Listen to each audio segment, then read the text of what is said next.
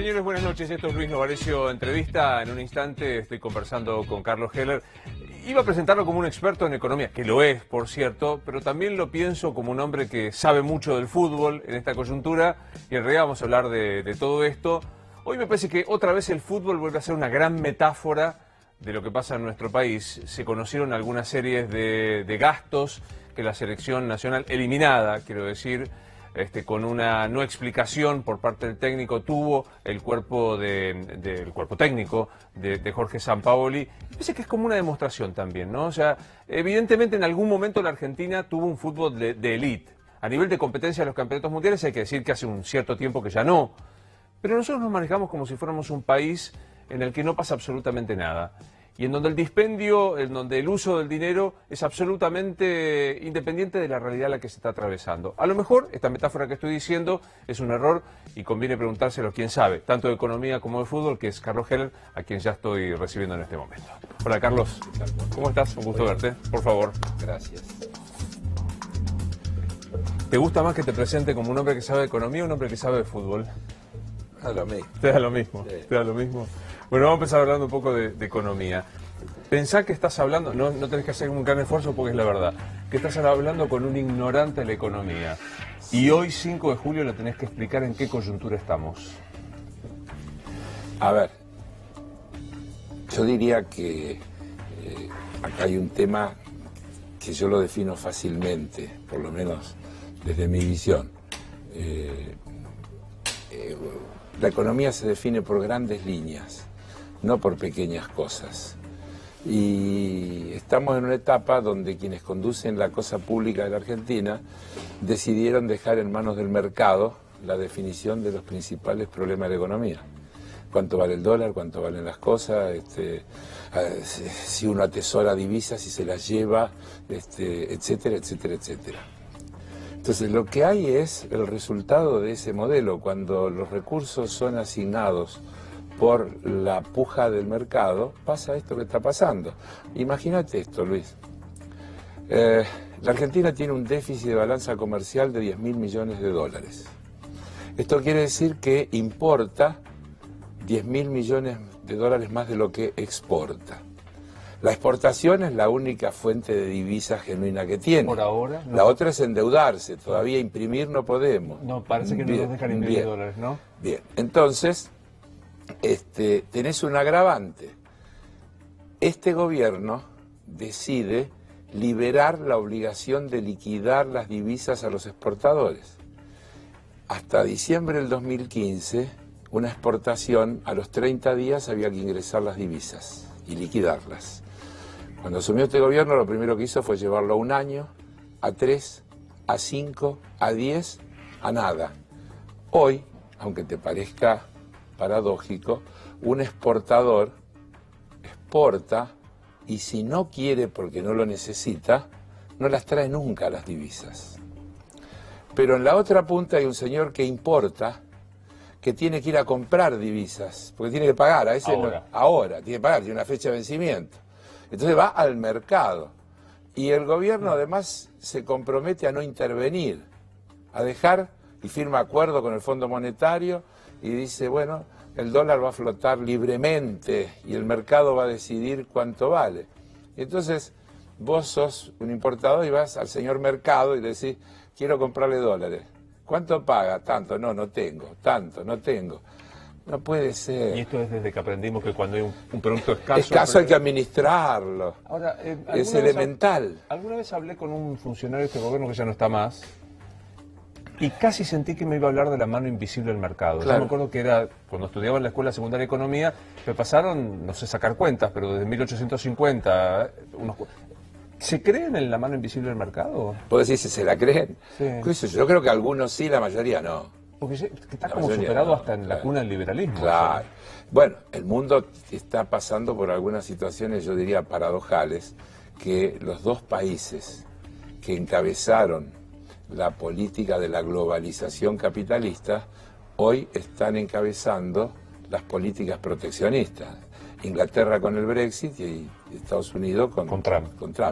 Esto es una cosa paradojal, porque toda esta cosa de la apertura del libre comercio y demás empieza con Reagan y Thatcher, que impulsan esto, pero con un fenómeno que les va pasando y que es lo que termina siendo crisis, que en realidad el libre mercado genera que las empresas se radican en el lugar que se le da la gana sin importar el origen. Entonces, si a una empresa norteamericana le conviene instalarse en México porque los salarios son bajísimos y además le dan ventajas impositivas y fabricar ahí los autos para vendérselo a los ciudadanos norteamericanos, lo hace así. Además, si a esa misma empresa le conviene facturar desde Caimán, Bermuda o Luxemburgo para no tributar impuestos, lo hace así. Y entonces los estados, aún los estados de los países centrales, se encuentran en una situación de indefensión muy grande. Entonces, ¿qué hace Trump? Más allá de los juicios de valor sobre la xenofobia y todas las cosas que yo diría detestables que tiene su política, entiende un fenómeno que está sufriendo el trabajador medio norteamericano, el trabajador blanco del centro de los Estados Unidos, el trabajador industrial, que es el mismo que votó en la interna demócrata por Sanders, claro, y que está enojado porque la globalización lo parte por la mitad. Está enojado porque la globalización lo parte por la mitad. Nosotros, Argentina, gana Macri y dice hay que insertarse en el mundo, entra a contramano en el momento que el mundo está discutiendo cómo se protege. Ayer o anteayer leí una noticia sobre la cantidad de medidas proteccionistas que han tomado los países miembros del G20, más allá de las declaraciones y demás, medidas concretas de protección. Francia, ¿no? O sea, ¿Por qué no se hace el acuerdo con la Unión Europea? Porque los agricultores no quieren. Ahora, Carlos, ayúdame, hagamos una radiografía. Sí. Viene un dinamarqués, como me gusta, un danés, como siempre digo, viene y te pregunta, ¿Macri es de derecha o de izquierda? De negocios. Macri es de negocio. ¿Macri es un liberal, es un neoliberal, es un populista de negocios? ¿Qué es? A mí me cuesta definirlo. Yo creo que efectivamente él armó un gobierno de CEOs, es decir, de ejecutivos de empresa, porque fue criado, educado y formado con una idea de que todo es asimilable al manejo de una empresa y que en definitiva todo se mide por el resultado final, el último renglón del balance. Es decir, en una empresa, el último renglón del balance te dice si ganaste o perdiste. En un país las cosas son diferentes porque hay factores sociales, humanos, hay infinidad de cosas que vos tenés que ponderar. Y además, aún el que gobierna no puede hacerlo con el verticalismo que tiene el dueño de la empresa. Vos tenés que acordar porque tenés representantes sectoriales, regionales, intereses diversos. Eso se llama política, que a veces no se entiende y que muchas veces se subestima o desprecia. Pero esa política es la representación de intereses reales. Más allá del juicio de valor que a vos te merezcan o a mí los dirigentes sindicales, representan intereses concretos de un sector de la sociedad. Entonces vos no podés tratar a todo dándole órdenes. Macri dice, por ejemplo, cuando se da el tema de las tarifas que veta, yo no entiendo a estos legisladores, yo les avisé que la iba a vetar y igual aprobaron esa ley, si ellos sabían que yo la iba a vetar. Estoy hablando de alguien que en su campaña decía que venía a restablecer el funcionamiento de las instituciones, el respeto a los poderes, la república, etcétera, etcétera, etcétera. Pensado en términos republicanos, el poder ejecutivo ejecuta, pero el que legisla y crea las bases sobre lo que se debe ejecutar es el Congreso, que es la representación del conjunto de la sociedad. Hoy leí en algún lugar, citaría si me acordaba, pero no me acuerdo dónde, que estamos en un país del 30-30-30. Sí, lo leí yo también. No, si te acordás le decimos quién es, pero digo, 30% de inflación, 30 pesos el dólar, sí. 30% de pobreza. ¿Es? 30% de inflación por ahora. Y 30 del dólar por ahora y 30 de pobreza creo que es más. Creo que la pobreza está encubierta, me da la impresión que es muy difícil. Algunos números que dan, a mí me cuesta interpretarlos. Por ejemplo, 30% de pobreza, pero el 48% de los chicos son pobres. Algo no... Y el 40% de los hogares son pobres. Entonces, ¿cómo es? Porque que los chicos sean más que los hogares lo entiendo, pero que los pobres sean menos que los hogares no me cierra. No me cierra. Esto no lo digo yo, los datos, vos tomás el conjunto de los datos, 40% de los hogares pobres. El 48% de los menores que viven en esos hogares, pobres. Y la pobreza es solo 30%. Me parece que algún dato está mal. ¿Y el dólar 30 por ahora dijiste? El dólar, pero yo no, a mí no me gusta hacer ni pronósticos ni tremendismo, ni asustar a nadie. Lo que digo es, la Argentina tiene un problema histórico de lo que se llama la restricción externa. Es decir, no genera los dólares suficientes para poder funcionar y por eso necesita administrarlos. Si no los administra, vuelvo a lo del principio, Luis, si no los administra y los deja en manos de la oferta y la demanda, puede valer cualquier cosa. Y vos fijate que el gobierno varias veces intentó decir que lo iba a dejar flotar libremente y después le tiene que meter mano, porque si lo deja de verdad flotar libremente, ¿a dónde puede llegar? Insisto, ¿quién provee? ¿Quién provee de los dólares que necesitan los que necesitan dólares de verdad para comprar, para pagar las importaciones? No hablemos de los que se la llevan para afuera, del turismo y de todas las cosas que generan que la Argentina tenga un déficit de cuenta corriente, que es el último número que más importa, de 30 y tantos mil millones de dólares año. Contale al que no entendiera qué es el déficit de cuenta corriente. Y la diferencia entre lo que ingresa y egresa.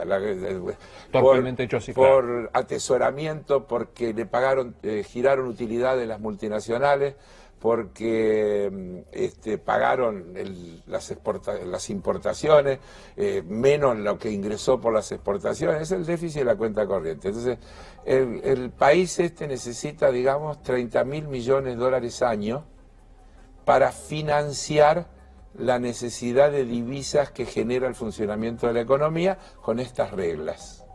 Ahora, si vos tenés algo escaso, tenés que, insisto, volvemos a decirlo, a volver a administrar. ¿Cómo lo tenés que administrar? Y estableciendo prioridades. ¿Para qué se utilizan esas divisas? Primero, ¿es razonable que los exportadores puedan hacer lo que quieran? Vos fíjate que en un país que tiene un gobierno que tiene como objetivo principal, dice, eliminar el déficit fiscal, reduce las retenciones y reduce los impuestos a los bienes personales. El impuesto a los bienes personales debe ser la expresión más clara de riqueza.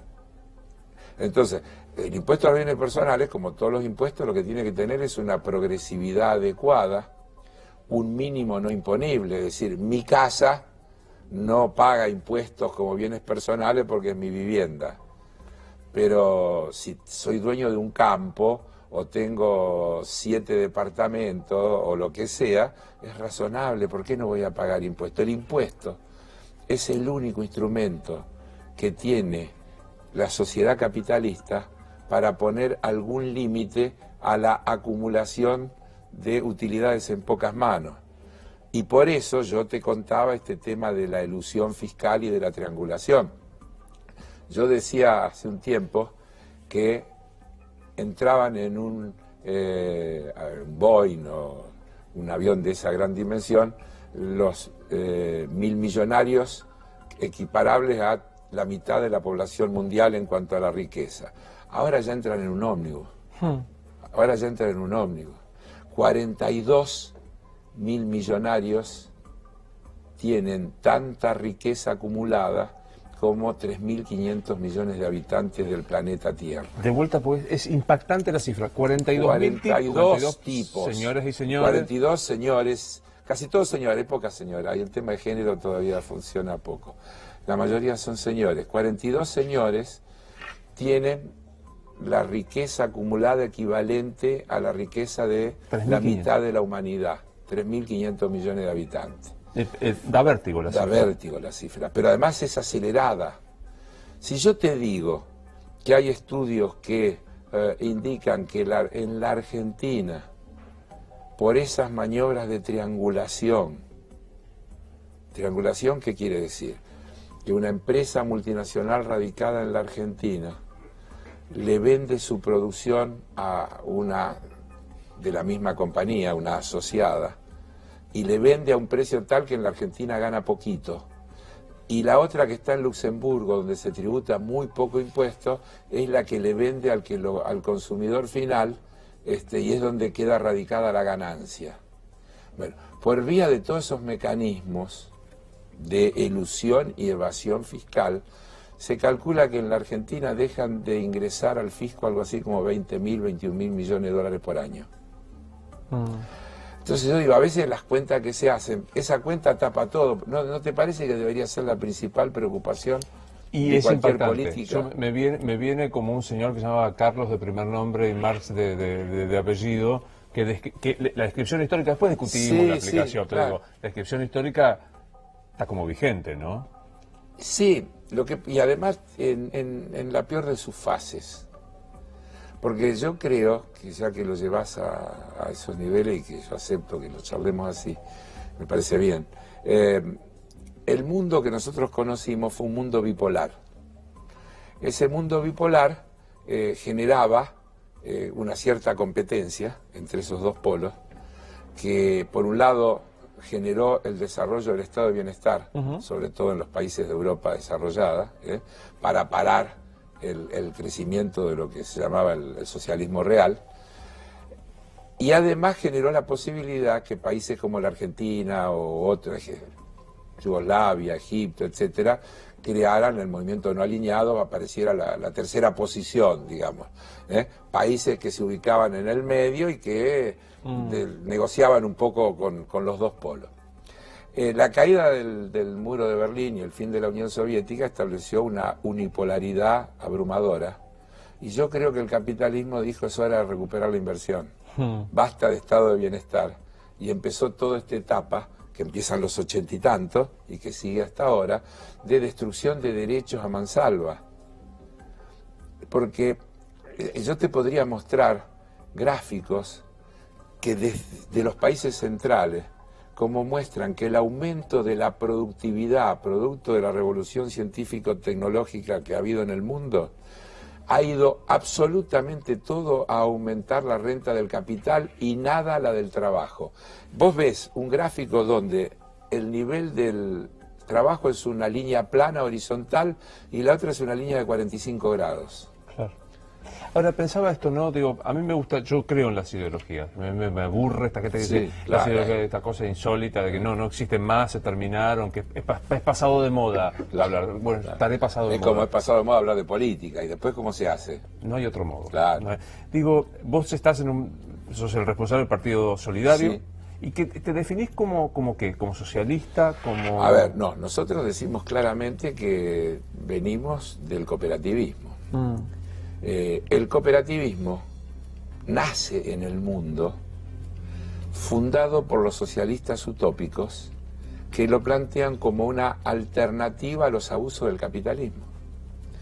Una sociedad cooperativa difiere de una sociedad socialista porque no está pensada como el Estado administrador y productor y demás, sino como los usuarios administrando la propia cosa. Es decir, una organización cooperativa es una organización que dirigen los mismos que reciben los servicios, los beneficios. Y está absolutamente demostrado que eso es posible. Cuando vos tenés que cambiar el concepto. Yo hoy te dije, hay una manera de ver la economía que es la de mirar el último renglón del balance. Otra manera de mirar la economía podría ser la prestación de servicios. Una empresa es eficiente no por lo que el último renglón del balance dice que ganó, sino por la satisfacción que logró generar con el servicio que presta. Por ejemplo, los servicios públicos, un tema que está hoy en el tapete, muy en la discusión. Hay dos concepciones bien claras. Es decir, no, cada uno tiene que pagar por lo que consume. Entonces, ideológicamente, ¿qué es esto? A ver, ¿por qué yo tengo que subsidiar el pasaje en ferrocarril si yo ando en auto? la concepción individualista, el individuo, cada uno es lo que tiene, es la meritocracia, etcétera, etcétera. La otra, mira, la definición de servicio público es que tiene que ser algo que todo el mundo puede acceder.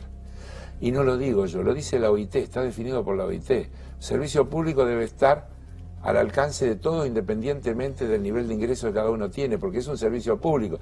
¿Cómo podés condenar a un tipo que se queda sin trabajo a que además no tenga luz, agua o gas? Es una locura. Sí, es una locura. Hasta ahí es elemental, pero después vos vivís en un país donde pagás los impuestos y subsidias el gas a los countries de la provincia de Buenos Aires, igual que, digamos, yo que vengo de Rosario, nosotros pagamos 5 veces más y acá vos veías, está mal. Está mal. Yo digo, con la modernidad en la que vivimos, podríamos tener perfectamente un sistema de tarifa de servicios públicos donde cada uno pague por su capacidad contributiva. Bien sectorizada. Bien sectorizada, por el barrio, la cantidad de metros, la cantidad de integrantes del grupo familiar, los ingresos que tenés, está todo registrado. Si hoy te pueden grabar lo que pensás ya, no lo que decís, ¿cómo no van a poder establecer una segmentación adecuada para que cada uno pague lo que razonablemente puede pagar y que represente una cuota parte de su ingreso, del ingreso familiar? El servicio público, tener luz, agua, gas, cuesta el X% de lo que en esta casa entra. ¿No te parece que sería mucho más justo? Y entonces... Y poner un tope. No se puede pagar más que y no se puede pagar más que esto, claro. No se puede, no es tan difícil. Ahora, lógico. ¿Y cómo se hace? Y los impuestos. Y la progresividad. Los impuestos buenos son los progresivos. Porque esos señores que, decíamos, los 42 esos que entran en el ómnibus ya, ni siquiera consumen. Porque la gente tiene un límite. O sea, el consumo funciona cuando vos repartís horizontalmente guita, cuando mucha gente tiene para consumir, cuando se concentra en los que tienen para consumir. ¿Cuántos autos podés tener? De modo. 48, 72, se te termina. ¿Cuántas casas podés tener? ¿Cuántos aviones podés tener? Uno puede decir, ¿para qué la querés? No, obvio. ¿Cuánto hace que estás en la actividad bancaria? Toda la vida. Yo empecé a trabajar de cajero en una caja de crédito a los 23 años. Un año después fui gerente de otra caja de crédito donde estuve 10 años. Cuando la dictadura obligó a las cajas de crédito a transformarse en bancos cooperativos, fui elegido para liderar el proyecto de lo que hoy es el Banco Credicop. Así que desde entonces estoy al frente del Banco Credicop. ¿Qué pensás del presidente del Central, de Caputo? No lo conozco. En serio no lo conozco. Pero dicen que es el Maradona de las inversiones en el mundo. El presidente del Banco Central debe reunir una serie de requisitos, pero sobre todo tiene que administrar el financiamiento. Por eso, el problema es para qué sirve el sistema financiero. Si el sistema financiero es para especular, o el sistema financiero es para financiar las actividades productivas, las necesidades de la familia, etcétera, etcétera. Este gobierno tiene planteada la reforma a la Carta Orgánica del Banco Central. ¿Sabes por qué la quieren reformar? Porque en el 2012 nosotros la reformamos. Digo nosotros porque yo fui en ese caso miembro informante en la Cámara de Diputados, porque presidía la Comisión de Finanzas. Nosotros le cambiamos el objeto al Banco Central. Cavallo había eliminado una cantidad de cosas que decía que el Banco Central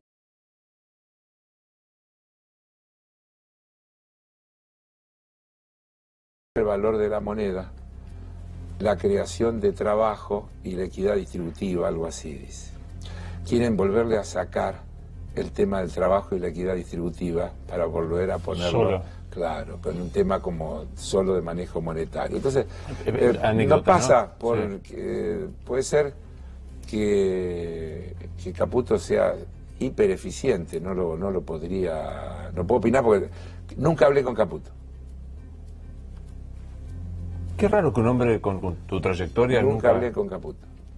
Puede ser que alguna vez me lo crucé y nos saludamos, pero digamos, no tengo registro de haberme sentado a conversar con Caputo. No te diga lo mismo con Sturzenegger. Yo con Sturzenegger tenía relación, charlaba, discutíamos siempre, pensábamos diametralmente opuestos, pero yo te podría decir cómo pensaba Sturzenegger, pero me resulta difícil decir cómo piensa Caputo. Anécdota de ayer ahí sentado Javier Milei dijo: hay que abolir el Banco Central, no sirve para nada. No. Lo que hay que tener es una carta orgánica del Banco Central como la que tenemos y no modificarla, y hay que sancionar una ley como la que yo propuse sin éxito durante el gobierno kirchnerista, una ley de servicios financieros que avanzaba más allá de la carta orgánica, porque lo que hacía es establecerle a los bancos obligaciones. Cuando a mí me preguntaban la diferencia entre la reforma de la carta orgánica y la ley que yo proponía, yo trataba de explicarla simplemente y decía: mira, la carta orgánica establece un montón de cosas donde dice el Banco Central podrá, pero cuando dice podrá también dice no podrá. El proyecto mío decía los bancos deberán, y establecía entonces taxativamente qué podían hacer, porque actualmente la ley de entidades financieras que tenemos, y que es la ley de Martínez Dios, que fue sancionada por la dictadura, es una ley absolutamente permisiva que solo dice, los bancos podrán hacer todo aquello que no esté expresamente prohibido. Y expresamente prohibido hay muy poquito. Claro. Así que pueden hacer todo aquello. ¿Cuál es el plan económico de Duhovne? La carta orgánica, el Fondo Monetario, de acuerdo con el fondo. ¿Esto es? Absoluto. Pero lo dice él, no yo. Lo dice el presidente de la Nación. A ver, quiero explicarlo un poquito mejor, porque yo no creo que acá haya un tema de errores. ¿Viste? Dice, el gobierno se equivocó. No, yo creo que el gobierno tiene un plan y que es ese plan.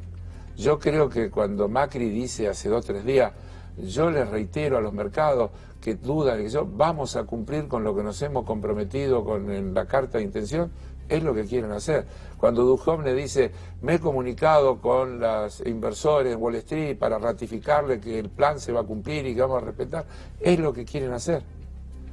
El acuerdo con el Fondo Monetario es, sin decirlo, el abandono del gradualismo y el pase al shock.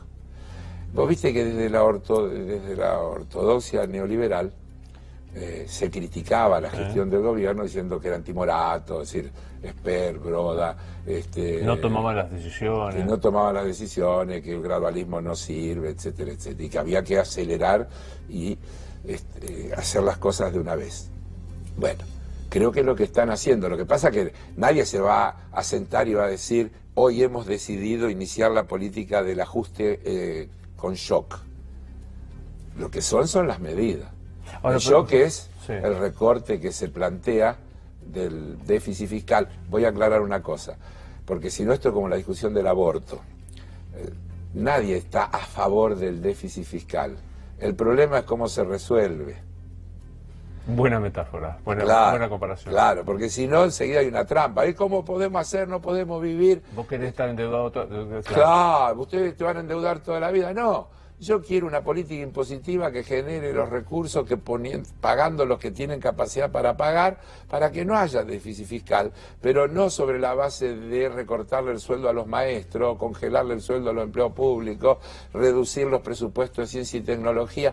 ¿Vos sabés lo que significa reducir el presupuesto de ciencia y tecnología en un mundo donde los países se miden por la inversión en I+D, es decir, en investigación más desarrollo? Uno de los indicadores para si este es un país desarrollado o este es un país desarrollado, es la inversión en I+D. El presidente Macri, cuando era candidato, dijo ante el lanzamiento del ARSAT, no sé qué beneficio tiene para la Argentina poner una heladera en el espacio. Textual. Entonces, y dijo también que su objetivo era que la Argentina sea el supermercado del mundo. Y prestar atención que todo lo que tiene que ver con desarrollo de ciencia y tecnología tiene que ser defendido con uñas y dientes, porque la posibilidad de tener un país que genere valor agregado y que pueda ir sustituyendo importaciones para ir acotando esa restricción externa, pasa por la investigación y el desarrollo, pasa por los institutos de ciencia y tecnología. Me quedé con algo, vos dijiste, no es verdad que fueron errores, son decisiones. Así es. Exprofeso. Habrá errores también, pero... Está claro, pero por ejemplo, te hago este ejemplo, número más, número menos, de enero a hoy, el peso se depreció un 50 lógico. Y chirola, o el dólar se apreció un 50. Claro. ¿Era la decisión? Claro, porque, pero está clarito. O sea, que si el gobierno quería un dólar de 29. Sí, no sé si de 29 o de 27, no me pongas en la minucia. No, está bien, está bien. El gobierno había tomado la decisión de utilizar el tipo de cambio como ancla antiinflacionaria y fracasó. Y entonces le generó otros problemas que son reales. Es decir, la absoluta invasión de productos importados a través de un dólar que había quedado atrasado, y decidió pegar un salto y acomodar el tipo de cambio y dejarlo avanzar. Lo que pasa, que eso no estaría mal si estuviera bien hecho. ¿Qué quiero decir con esto? Si vos tenés un tipo de cambio que te protege de la competencia de los importados, uno puede decir, está bien. Si vos tenés un tipo de cambio que favorece a las economías regionales porque las hace competitivas, uno podría decir, está bien. Pero ¿sabes cuál es el problema, Luis? Que al no haber ninguna regulación y todo funcionar con el mercado, el trigo que exporto vale en dólares lo mismo, pero en pesos vale muchísimo más pesos. Y como no hay ninguna regulación que diferencie el valor de lo que se exporta de la provisión del mercado interno, el pan que vamos a comer los argentinos va a traer este tipo de cambio que hemos establecido. Se habla de el boom de la industria automotriz, que ya no es tan boom, pero no importa. Vos sabés que en la Argentina 6, creo, o 7 de cada 10 autos que se venden son importados. Pero de los otros 3 o 4, el 60% de las piezas son importadas. Entonces, cuando hay una devaluación, inmediatamente eso va al precio. Pero hasta la industria textil le pasa. Porque la gente dice, ahora los textiles van a estar más protegidos con este tipo de cambio. Habla con un textil y te va a decir, no sabe nada el que dice eso, porque los insumos que la industria textil tiene, en su gran mayoría, son importados. Entonces la devaluación termina impactando en el costo interno que tiene y sigue teniendo la misma dificultad que tiene con el producto que viene de afuera. Explícale al que no va a acceder. ¿Es muy complejo como lo explico? No, recontra, por eso trato esto. Hoy uno agarra un diario económico y ve y dice, bueno, las tasas del 60 y pico por ciento. Explícale a un mortal que no va a acceder nunca a esa tasa. ¿Qué significa y qué impacto tiene fijar una tasa así? A ver, un poquito de historia. En el año 1976, Martínez Dios, cuando anunció su plan económico, dijo, las tasas de interés tienen que ser positivas, es decir, estar por encima de la inflación. Y empezó una etapa de destrucción del aparato productivo que normalmente se había financiado con un sistema que de alguna manera lo subvencionaba porque las tasas de interés iban por debajo de la inflación. La tasa de interés es un instrumento en la concepción monetarista de lucha antiinflacionaria vía enfriamiento de la economía. Yo subo la tasa todo lo que haga falta, con lo cual enfrío la economía, retraigo la actividad. Vos, ¿para qué vas a invertir? ¿Qué mejor que invertir en el sistema financiero? ¿Sí? Saco el dinero de lo productivo. ¿A quién le puede interesar la inversión productiva? Pero además, dato de hoy, 35% de capacidad instalada ociosa. ¿Quién puede invertir en un país que tiene 35% de capacidad instalada ociosa? Un tercio de las máquinas que tenés. La industria automotriz tiene 45% de capacidad instalada ociosa. Es decir, que casi podría producir el doble de lo que produce sin invertir nada. Entonces, pensemos, ¿quién puede invertir?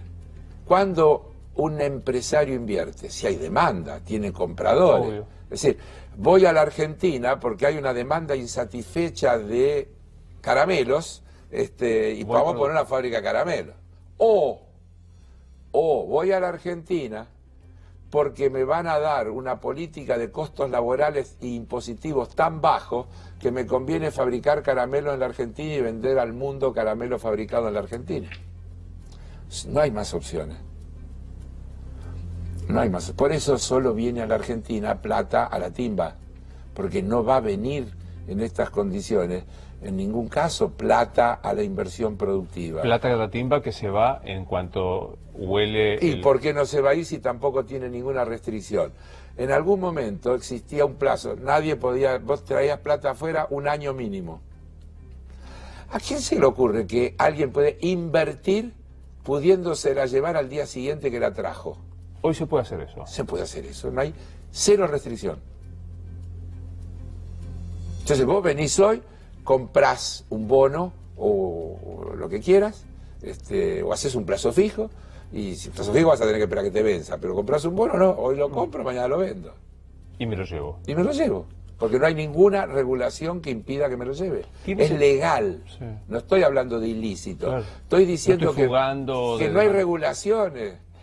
¿Tiene sentido que te preguntes si esto se parece a Martínez de Hoz que vos mencionaste en el 76?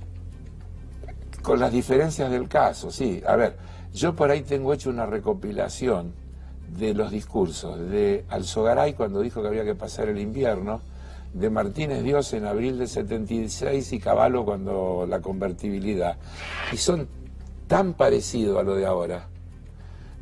Todos hacen una descripción de la herencia, todos dicen que tienen que resolver el problema del déficit fiscal y la inflación, y todos plantean soluciones que hay que ubicarlas en cada tiempo, pero que son absolutamente parecidas. Yo te digo, buscá, hoy es tan fácil, buscá el discurso de Martínez de Hoz del 2 de abril del 76 y otro que hace un año después, creo, donde hace un balance de la gestión y enumera 12 puntos que son los ejes de la gestión del modelo económico que la dictadura quiere llevar adelante. Y vas a ver cuántas similitudes objetivas tiene con lo que ahora se dice que se quiere hacer.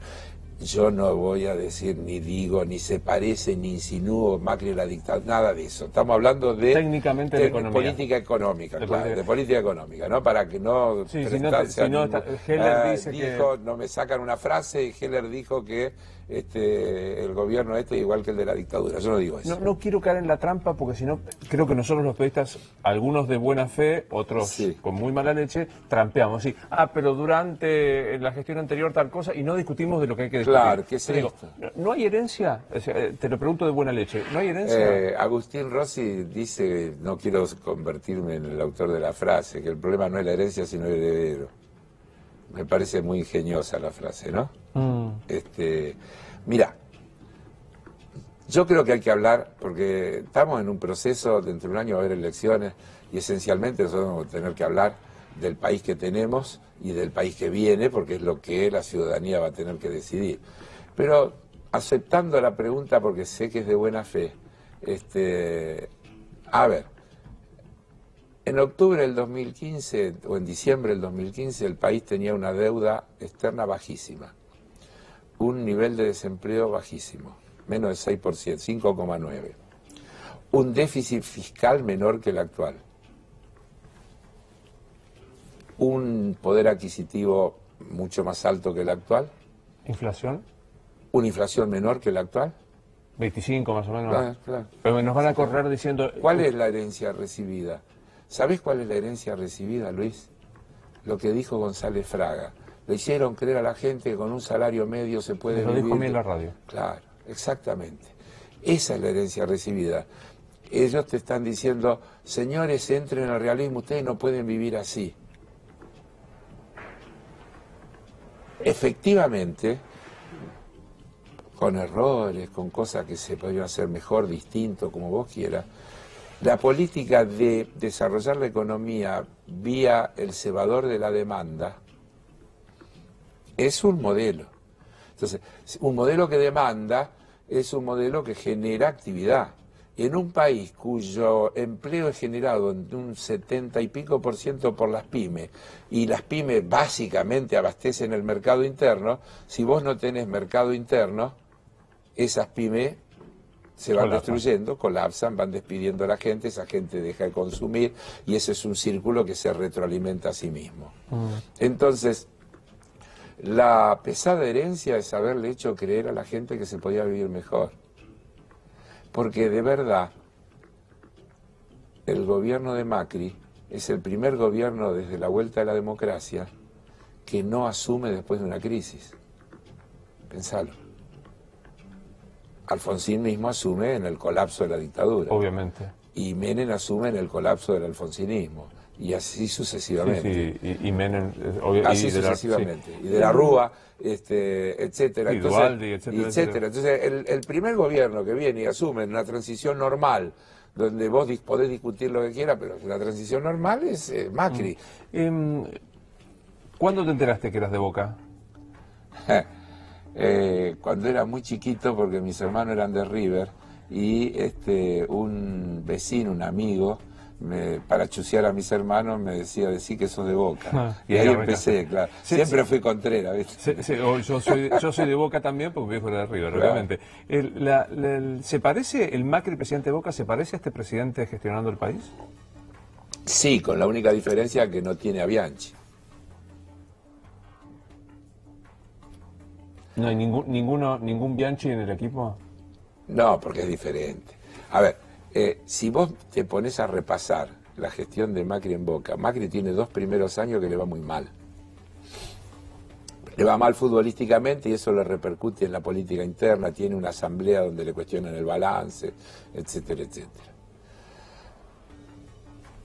La gente no se acuerda, pero cuando despide al segundo técnico, que es el Bambino Veira, va a buscar a Pasarela. Va a la casa de Pasarela. También, hoy todo se puede buscar fácilmente. Va a la casa de Pasarela a buscar a Pasarela para traerlo de técnico a Boca. En el interín, creo que Pasarela le dice que no y aparece Bianchi. Yo tengo una historia de cómo llega Bianchi, pero esa no la voy a contar. ¿Por qué? ¿Por qué? Porque meto a terceras personas. ¿Querés que la cuente? La cuento. Sí. Julio Grondona se lo propuso.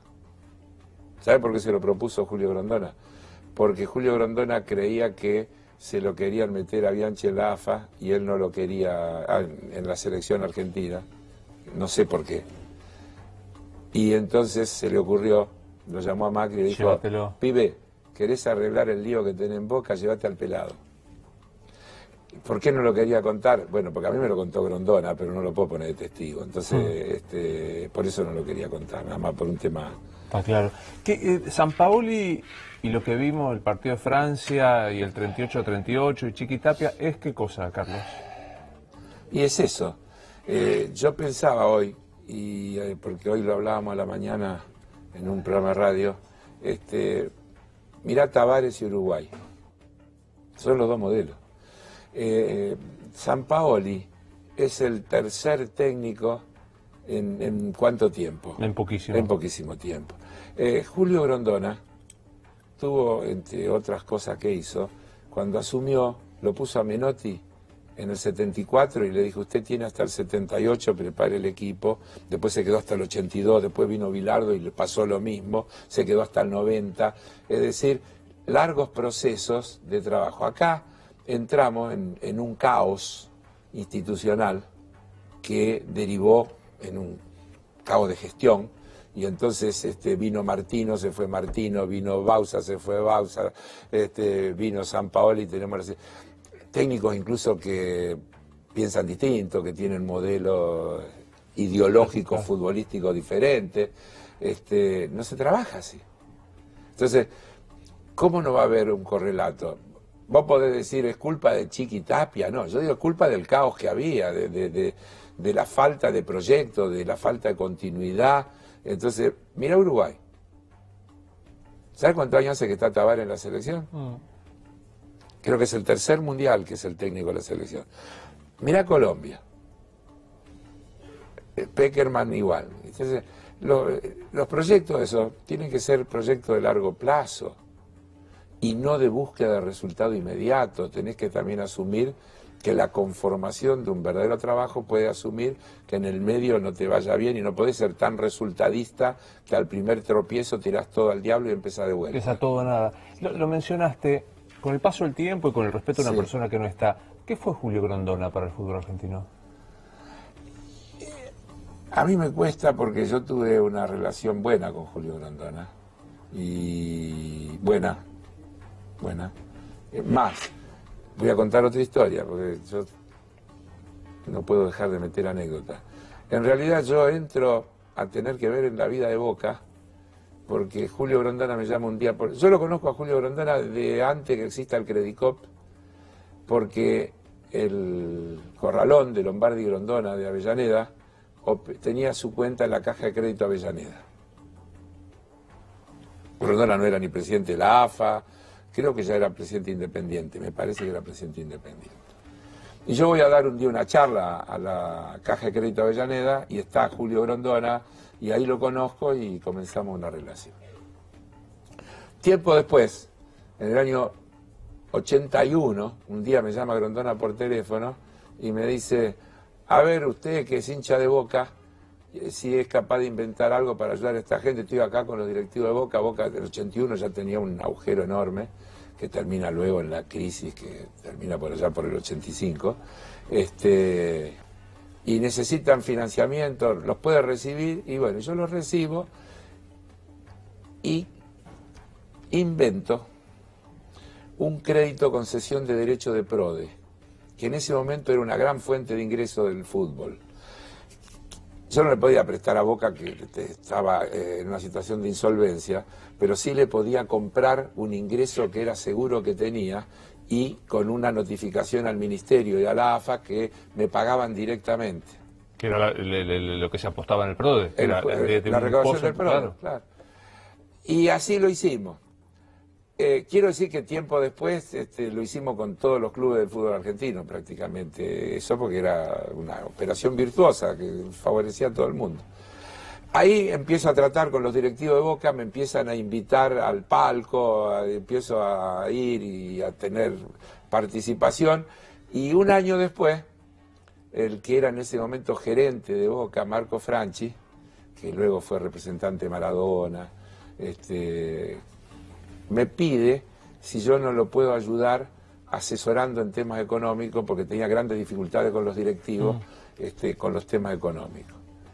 Y entonces digo, pero yo no soy directivo, ¿no? No, pero si usted me dice que sí, yo hablo con el presidente y hago que lo nombre asesor, y ahí empiezo a participar, y ahí me meto y me engancho. Carlos, ¿para qué sirve la plata? ¿Qué pregunta? La plata en realidad es una unidad de medida para las transacciones. Es eso. Porque si no podríamos, como en una otra época, hacerlo con sal. Es decir, se inventó el dinero porque era una forma más fácil de hacerlo. En definitiva, la plata es la expresión de la riqueza que se tiene acumulada. Porque si la plata, el billete en sí mismo no tendría ningún sentido. Podrías imprimir, si no, lo arreglarías todo imprimiendo billetes. ¿Pero para qué sirve la guita? Y depende de lo que cada uno tiene como aspiraciones. ¿Vos? Y yo tengo todo lo que quiero tener. Tengo una casa, vivo en un departamento que compré en el año 95. Estoy viviendo en el mismo departamento. Tengo un auto que tiene 4 o 5 años, 2013. Tengo algún peso ahorrado, porque a esta altura de mi vida es razonable que lo tenga. Todo depositado en donde tiene que estar. En el Credicop. Desde luego. Nunca tuve una cuenta en el exterior. Offshore. Nunca tuve una cuenta en el exterior, ni nada que se le parezca. Nunca tuve una casa en un country. No tengo otra cosa. Yo siempre chichoneo cuando algunos me preguntan y digo, el que me encuentre otra cosa que esto que yo estoy diciendo, se la dono. Está bueno. Nos morimos y ¿qué pasa? ¿Qué quiere decir eso? Cuando uno se muere, ¿qué pasa? Se muere. Fin de la historia. ¿Fin? Yo soy absolutamente agnóstico, tengo la convicción de que sí, Se me complica porque yo pienso igual. Entonces, para hacer la repregunta, pero nada, ni una fantasía de... Te voy a contar, mi mamá, otra anécdota, ¿viste? Obvio, anécdota. es lo mejor del caso. Mi vieja, que murió faltándole un mes para cumplir 100 años. Wow. Sí. Los últimos años estuvo en un instituto, porque necesitaba una atención. Tratamos de hacerlo en casa, pero tuvimos problemas porque la gente no la cuidaba como la tenía que cuidar, y llegamos a la conclusión de que, pese a todos los prejuicios, eligiendo un buen lugar era el mejor lugar para que ella estuviera a esa altura, porque la cuidaba, porque estaba con gente de su edad, porque... mi vieja era un personaje muy, muy atractivo, y entonces cuando hablaba de esto con ella me decía: vos sabés, hijo, lo que me pasa, dice, acá vos una mañana apareces y decís: y María, no está más María entre nosotros. Y así va pasando. Dice: pero todas las otras viejas están tranquilas porque todas dicen lo que Dios quiera, cuando Dios lo decida. La única que no tiene esa excusa soy yo. Claro. La única que no tengo esa expectativa soy yo, que no puedo decir cuando Dios quiera. Me gustó verte, gracias por venir. Gracias porque me dejaste expresar con toda la libertad. Es la idea, es un placer. Bueno.